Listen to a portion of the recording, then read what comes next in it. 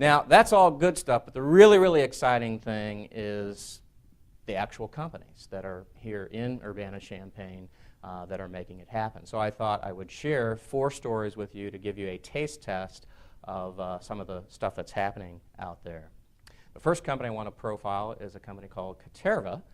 They were created to develop real-time social marketing platform, and what they have is a natural language processing tool that goes out and mines, as it were, M-I-N-E, data mines people's tweets and Facebook posts and blog posts and whatnot, and ultimately creates user profiles, which ultimately I think are going to be very, very valuable for companies that want to use social media to target certain populations out there.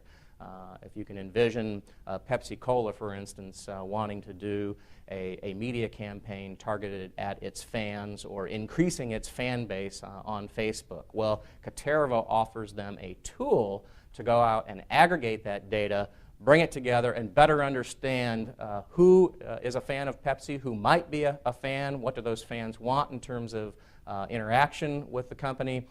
So Hoerr doing some really, really exciting things. One of the things I like about this company is it was a student startup here, I think about 3 years ago. So it came through the university entrepreneurial kind of student classroom type setting, and ultimately evolved to become a real company. It attracted about $1 million in venture funding last year, and from what I understand is queuing up another round of funding in the range of about $1 million.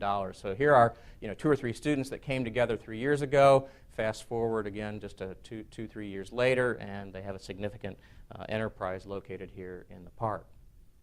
A second company that I'm familiar with is called Diagnostic Photonics. I've been serving on their board for about 2.5 years. They're developing an intraoperative device that can be used for surgical guidance and real-time assessment of breast cancer tumor margins. And ultimately, what we have going on here is that a surgeon is often making a live, real-time decision in the midst of an operation, a breast cancer operation, about how much tissue to remove. Particularly tissue at the margins is a very, very difficult call. So often what happens is an individual patient needs to be reoperated. I think that the reoperation rate is somewhere north of 30% because the improper amount of cancerous tissue was removed. What this is, Diagnostic Photonics, is a very special set of software combined into a hardware, a very small handheld probe. Again, it's based on the work of a couple of brilliant guys, Steve Bopart and Scott Carney here from the College of Engineering at the U of I. And these 2 guys have put together their brains, their heads. Steve comes really more from the medical device and actually is an MD. Scott comes from the mathematics and physics side.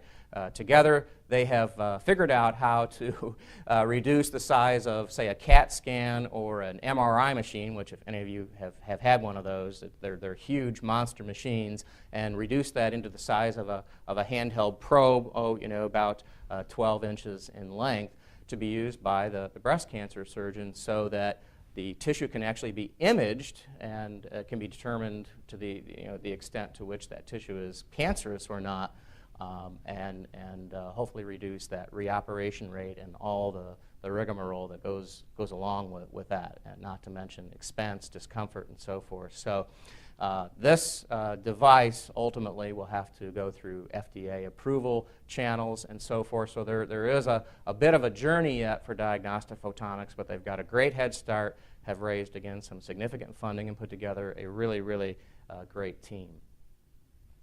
Nuvixa is a company that, again, located right here in Enterprise Works in the Research Park, and I'm using their technology today. It's revolutionary in the sense that it's real-time integration of a video image in a presentation, which is why you see me in the presentation here. And if you start to think about the types of opportunities that this will open up, really the opportunities are limitless. Placing people into a video presentation so that they become again, part of it. You can have multiple people shared inside a presentation, and again, my mind just starts going. It blows a few of the wires in my brain to the extent I'm, thinking of how this might be a great tool for really the next generation of web-based interaction between people, companies, partnerships, as it were. So. Again, a very, very cool tool. This company, based on the company founders Sanjay Patel, Mindo, and others here at the U of I, again, happening right here in our backyard. They've attracted some significant venture funding from both local sources and sources out of state, have put together a great team. And again, I think the sky's the limit. I've been talking to these guys over the last few weeks about the different types of possibilities that might open up for them, and it's exciting. The last company I want to profile is Immuven. This is a company that I've been spending a couple of years with as part of their transitional management team. It's based on a life science technology called T-cell receptors, and T-cells are those normal things in your body that fight disease, but there are certain superbugs, one of them being Staphylococcus aureus, that does not respond well to a normal T-cell. So what Immuven has done it's created a genetically engineered version of a T-cell receptor to go after one of these types of superbugs. Again, it's founded by a couple of world's leading experts, one here at the U of I and one based at the University of Minnesota. Immuven has really just recently gotten off the ground by putting a lab at Enterprise Works, I think September of last year. So it's going to be initially targeting hospital pneumonia caused by the Staphylococcus aureus, of which there are over 100,000 cases in the U.S. alone, resulting in approximately 25,000 deaths. So significant problem, not really solvable by current technology. There are some very, very expensive treatments in the category of about $25,000 to $30,000 per treatment that really aren't viable to treat most of the patients that do come down with hospital pneumonia. So Immuven is innovating this new drug therapeutic approach that, again, I think is exciting, ultimately is going to result in saving a significant number of lives. So hopefully these four profiles have given you an idea. Caterva, Diagnostic Photonics, Nuvixa, Immuven, each of them kind of playing in different spaces, whether it's device or drugs or software, but they provide sort of a sampling of some of the very innovative and powerful things that are happening here in Champaign. As I conclude, I'd like to reflect on, again, these last 10 or 11 years. It's been a lot of change, and we've seen a lot of good things, a lot of advance and progress, but I really believe the next 10 years are going to sort of geometrically multiply the effect that we've seen the last 10.